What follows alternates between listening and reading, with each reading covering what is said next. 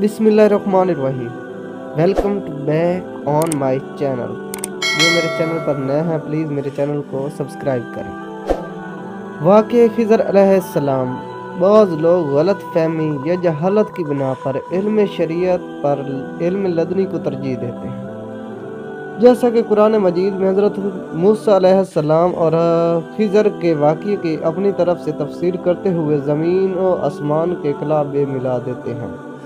वाक़े खिज़र अलैहिस्सलाम, जिन वांस को अल्लाह ताला ने अपनी इबादत के लिए पैदा फरमाया और उन्हें अपनी शरीयत का मुकल्लफ ठहराया, जो बज़रिया अंबिया अलैहिस्सलाम नाज़िल की शरीयत पर अमल करना ही दरअसल इंसान का इम्तिहान है। इसी बिना पर अल्लाह ताला ने इंसान का अशरफुल मखलूक़ात होने के एज़ाज़ से नवाजा।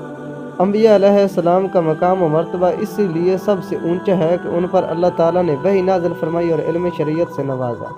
किसी के इल्म का महज ज़्यादा होना उसके अफजल होने की दलील नहीं, बल्कि इल्म वही के लिए बहुत सारी शराइत हैं जिनका साहिब इल्म में पाया जाना ज़रूरी है। आसमानों पर बेशुमार फरिश्ते हैं जो अल्लाह ताला के हुक्म की तकमील करते हैं, उनको भी अल्लाह ताला ने इल्म से नवाजा है। ज़मीन पर जो कुछ होने वाला होता है उसका इल्म 1 साल पहले लैलतुल क़द्र को फरिश्तों के सुपुर्द कर दिया जाता है। उन्हें वो कुछ मालूम होता है जिस तक इंसान की रसाई हासिल नहीं हो सकती, लेकिन इसके बावजूद अल्लाह ताला ने इंसान को जो अल्लाह ताला की पहचानता है और उसकी इबादत करता है और ऊंचा मकाम अता फरमाया है, क्योंकि इंसान अल्लाह की शरीयत पर अमल करता है और शरीयत का इल्म तमाम आलूम से अफजल है। बहुत लोग गलत फहमी या जहालत की बिना पर इल्म शरीयत पर इल्म लदनी को तरजीह देते हैं। जैसा कि कुरान मजीद में हज़रत मूसा अलैहिस्सलाम और खिज़र के वाक़े को अपनी तरफ से तफसीर करते हुए ज़मीन और आसमान के खिलाफ मिला देते हैं और खिज़र के इल्म को बातनी या इल्म लदनी का नाम देकर इल्म शरीयत से अफजल करार देते हैं। फिर इसमें गलू करते हैं कि खिज़र को समंदरों का मालिक समझते और इसकी हयात अब्दी का अकीदा रखते हैं, और ये अकीदा शिर्क के फैलने का बाइस बन रहा है। रोज़ तो हम परस्त जब कश्ती में सवार होते हैं तो अल्लाह से मदद मांगने की बजाय खिज़र का नाम लेकर इससे मदद मांगते हैं। कश्ती में सफ़र के दौरान खिज़र के नाम की नज़र न्याज पेश करते हैं। हालांकि मुशरिकीन मक्का भी जब कश्ती में सवार होते थे तो अपने बुजुर्गों और माबूदों को भूल जाते थे, मगर अफसोस कि आज के बहुत सारे मुसलमान कश्ती में सवार होकर भी गैर अल्लाह की निजात के ज़रिए समझते हैं। कुरान मजीद में बयान करदा वाक़या खिज़र से ऐसे लोगों का इस्तदलाल लाल करते हैं कि खिज़र के पास वो इल्म था जो हज़रत मूसा अलैहिस्सलाम के पास नहीं था। इसी से वो खिज़र मूसा अलैहिस्सलाम पर खिज़र की अफजलियत साबित करते हैं। हालांकि सही बुखारी में हज़रत अब्दुल्ला बिन अब्बास रज़ियल्लाहु ताला अन्हु की रिवायत है कि हज़रत मूसा अलैहिस्सलाम जब खिज़र के पास पहुँचे और अपना मकसद बयान किया कि मैं आपसे इल्म हासिल करने के लिए आया हूँ, तो खिज़र ने कहा, ए मूसा, मैं अल्लाह ताला की तरफ से ऐसा इल्म रखता हूँ जो अल्लाह ने मुझे अता किया है, तो इसको नहीं जानता, और अल्लाह की तरफ से ऐसा इल्म रखता है जो तुझे अल्लाह ताला ने अता किया है, मैं इसको नहीं जानता। मालूम हुआ कि दोनों को अल्लाह ताला ने ख़ास इल्म अता किया है। अगर मूसा अलैहिस्सलाम खिज़र अलैहिस्सलाम के पास इल्म सीखने के लिए गया तो इसका मतलब ये है कि खिज़र अलैहिस्सलाम मूसा अलैहिस्सलाम से अफजल थे। मुफस्सिरीन रहमतुल्लाह अलैह में से किसी ने भी ये इस्तदलाल नहीं किया। बहुत मुफस्सिरीन ने सराहत की है कि हज़रत मूसा अलैहिस्सलाम खिज़र से अफजल थे और उनकी अल्लाह ताला ने जो इल्म अता किया था वो खिज़र के इल्म से अफजल था। जैसा कि अल्लामा अब्दुर्रहमान बिन नासिर अल सईदी रहमतुल्लाह ने अपनी तफसीर में लिखा है, इसमें एक पहलू है कि किसी अफजल आदमी के अपने से कम तर के लिए तवाज़ु करना है, क्योंकि हज़रत मूसा अलैहिस्सलाम बिला शक व शुबा खिज़र से अफजल थे।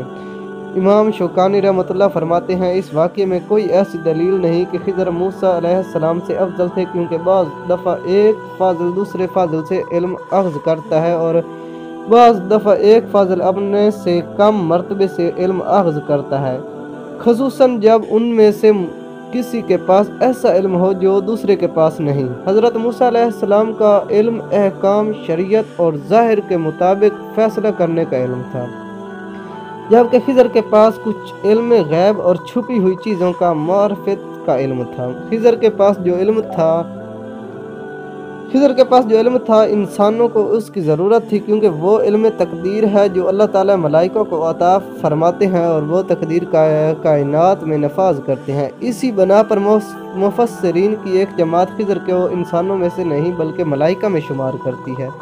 علم لدنی کو مخمصد صوفیہ نے شریعت سے راہ فرار اختیار کرنے کے لیے علم لدنی کی اصطلاح گھڑ رکھی ہے، جس کی استدلال اور وہ اسی واقعے سے کرتے ہیں کہ اللہ تعالیٰ کا فرمان ہے، دونوں نے ہمارے بندوں میں سے ایک بندے خضر کو پایا جسے ہم نے اپنی طرف سے رحمت عطا کی اور دوسرے نے اپنی جناب سے اسے علم کر رکھا تھا۔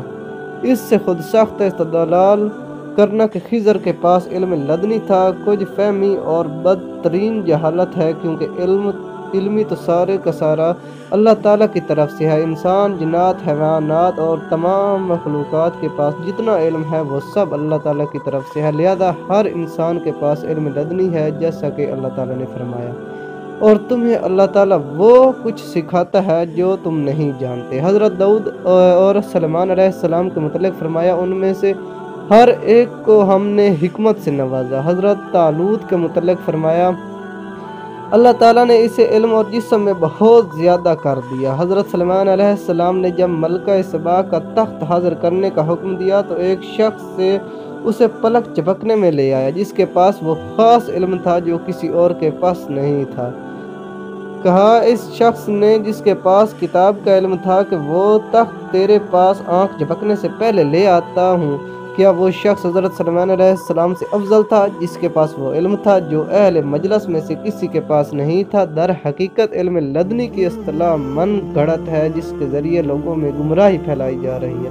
دوسرا اشکال یہ ہے کہ خضر زندہ ہے، سمندروں پر حکومت کرتا ہے اور اولیاء سے ملاقات کرتا ہے۔ اگر خضر زندہ ہے تو امام الثقلین رسول اکرم صلی اللہ علیہ وسلم کی خدمت میں حاضر کیوں نہ ہوا، کیونکہ آپ جن وانس کی طرف رسول بنا کر بھیجے گئے۔ اگر خضر کا شمار انسانوں میں ہوتا ہے تو اسے رسول رحمت کی زیارت و ملاقات سے شرف یاب ہونا چاہیے تھا، مگر کوئی ایک صحیح اور مستند روایت میں یہ اشارہ نہیں کرتی کہ وہ آپ کی خدمت میں حاضر ہوا تھا۔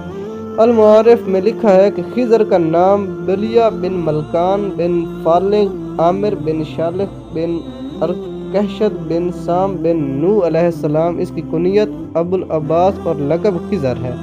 وہ بادشاہوں کی اولاد میں سے تھا۔ یہ امام نووی نے تہذیب الاسماء میں لکھا ہے۔ ان کا اور ان کے علاوہ بعض کا موقف ہے کہ وہ ابھی بھی زندہ ہے اور قیامت تک رہے گا۔ نووی اور ابن صلاح کا میلان اسی طرح ہے۔ انہوں نے اس سلسلے میں کچھ حکامتیں اور سلف وغیرہ کے آثار بھی نکلے ہیں۔ بعض احادیث میں بھی اس کا ذکر آیا ہے، مگر ان میں سے کوئی چیز بھی صحیح نہیں۔ سب سے زیادہ مشہور تعجب والی روایت ہے کہ خضر نعیزت کے لیے آتے ہیں، لیکن اس حدیث کی سند ضعیف ہے۔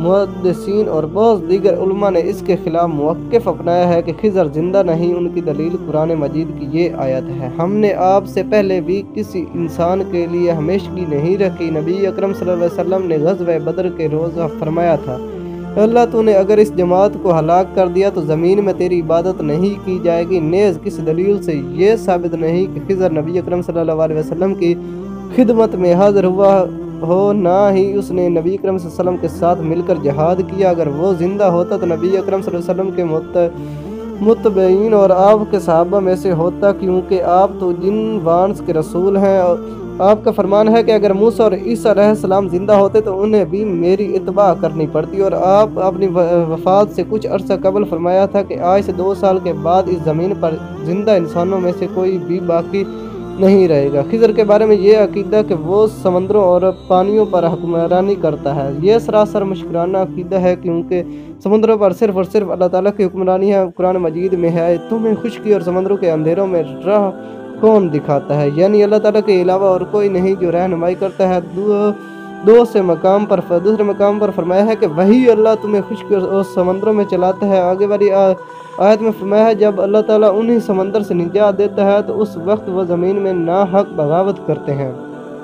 बगावत किया है कि निजात देने वाला तो अल्लाह ताला है, मगर ये लोग निस्बत औरों की तरफ कर देते हैं कि फ़लाँ और फ़लाँ ने हमें निजात दी है। एक मकाम पर इशारा फरमाया कि आपने इन्हें देखा कि बेशक अल्लाह ताला ने तुम्हारे लिए जो कुछ ज़मीनों में है मुस्कर कर दी, और कश्तियों को भी जो समंदरों में उसके हुक्म से चलती हैं। लिहाजा खिज़र के मुतल्लिक़ ये अक़ीदा रखना कि वह समंदरों में मदद करता है शिर्क है। इसका मुश्किराना अक़ीदे से फ़ौरन तौबा करनी चाहिए, वगरना शिर्क पर मरने वाले के तमाम अमाल ज़ाया हो जाएंगे। वाक़ई खिज़र में कुरान मजीद अल्लाह ताला इरशाद फरमाया है कि इसमें मन मानी जाली और झूठी तफसीरें नहीं करना चाहिए। खिज़र के मुतल्लिक़ जो बातें लोगों ने मशहूर कर रखी हैं उनका कुरान मजीद में कहीं भी इशारा नहीं मिलता। कुरान मजीद हक़ाइक़ बयान करता है, जो इन हक़ाइक़ पर इत्तफ़ाक़ करेगा वह यकीनन हिदायत पर होगा, और जो इन हक़ाइक़ से तजावुज़ करते हैं वेलों में तवेलियों में उलझने वाले और दूसरों को उलझाने की कोशिश करेगा, वो सरासर गुमराह होगा। जनाब खिज़र ने हज़रत मूसा अलैहिस्सलाम के साथ चलते हुए पहला और दूसरा जो काम किया,